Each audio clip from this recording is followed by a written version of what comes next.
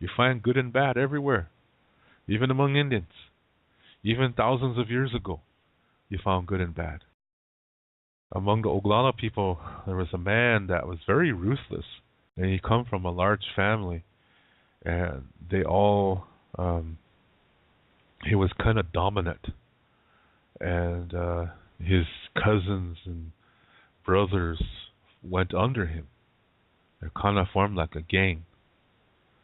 Then they would go from Lakota group to Lakota group, kind of terrorizing their own people. Then in this one group, he saw this woman that he wanted, but she said no. She was already married to one of the chiefs in the group, in that village.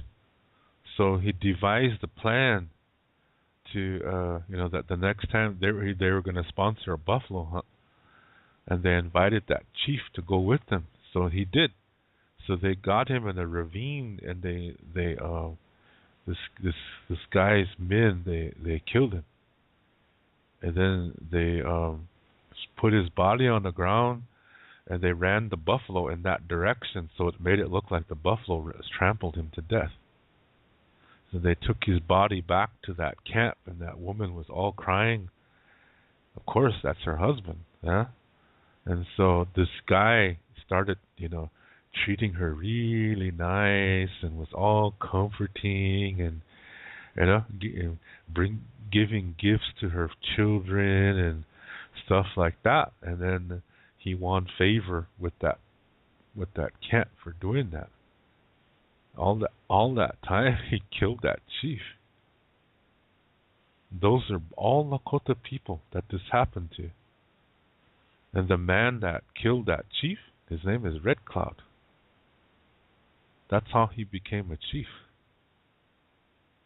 Very underhanded. Yeah? Just because he wanted another man's wife. See? There's good and bad wherever you go.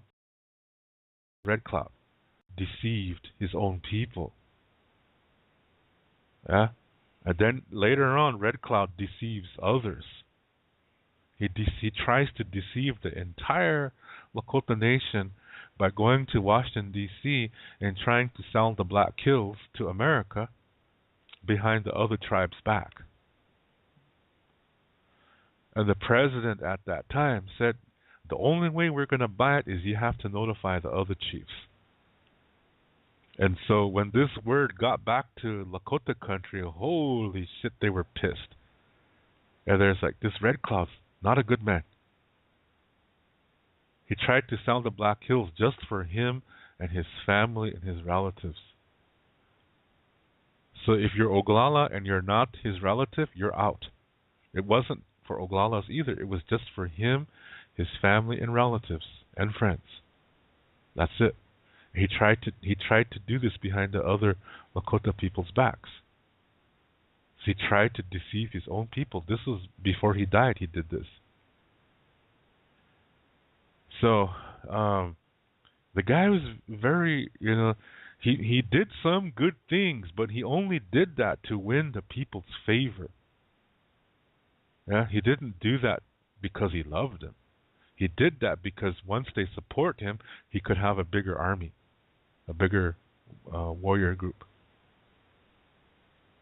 So he's very, dominant thinking, very narcissistic. The only person he couldn't stop was Crazy Horse and Sitting Bull. Yeah, those people he couldn't stop. And Crazy Horse was younger, and there were more Oglala people than Crazy Horse's people. Crazy Horse was not Oglala. A lot of people think that he was, but no, he wasn't. He's Hohoju Lakota. And so Red Cloud was behind the assassination of Crazy Horse. And Red Cloud was scared of his life whenever Sitting Bull came around. He knew that Sitting Bull could wipe him out very easy. So he was really scared of him. So you see, we're not the same. There's good and bad among all people.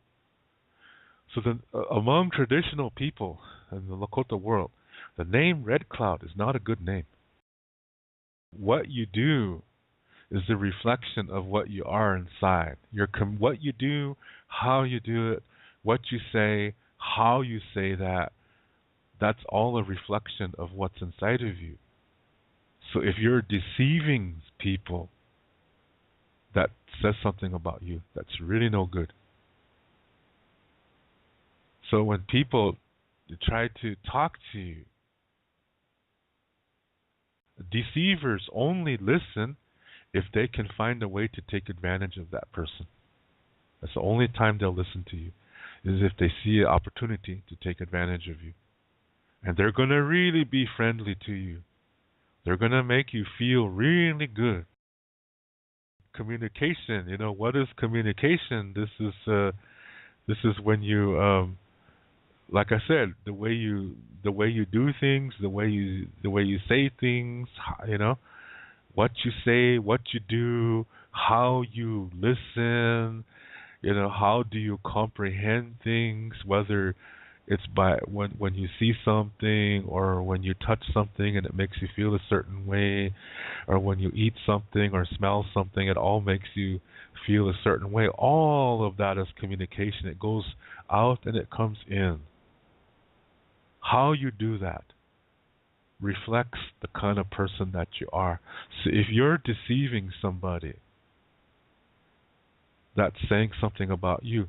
And what's really ridiculous is that concerning people who deceive others is that when you do this, see, the natural law of generosity, wawoke, this states that everything you send out comes back to you 4 times as strong. So if you send out healthy energy, and you're a humble person, and you really send out, love, and you just wish the best for people, and and you hope people will learn, you hope people will get along. You don't have to agree, but just get along. That you hope for things like that, then you're healthy emotionally. This is going to come back to you 4 times as strong, and that's a nice thing. But when you're deceiving others, this is the complete opposite. That's still going to come back 4 times as strong and screws him over big time. It doesn't matter if you're physically stronger than others, if you're politically dominant over others, it's still gonna mess you over. In the case of Red Cloud, he went nuts in the end.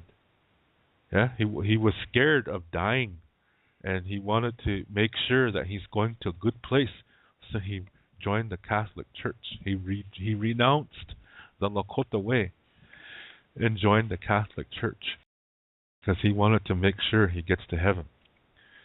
And to make absolutely sure, he wanted to be a Jesuit priest. Yeah, he talked with the Jesuits that worked on Pine Ridge, and he said, I want to be one of you guys. And they said, you can't do that. You can't just wear our clothes and say you're a Jesuit. Yeah, there's all kinds of things you have to do, before you can live like this. And it takes years, they said.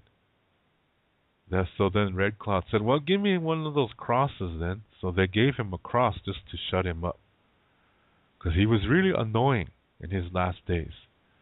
So these Jesuits, I don't know if they still do that, but back then they wore these really big crucifixes, well, crosses anyway, and all around their necks, on their chests.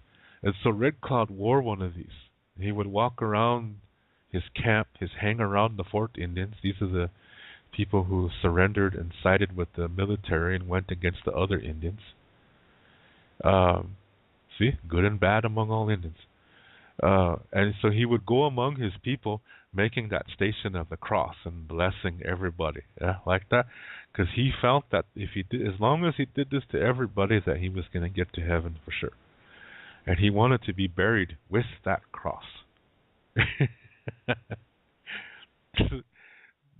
That's not the Lakota way. I think that's blatantly obvious there.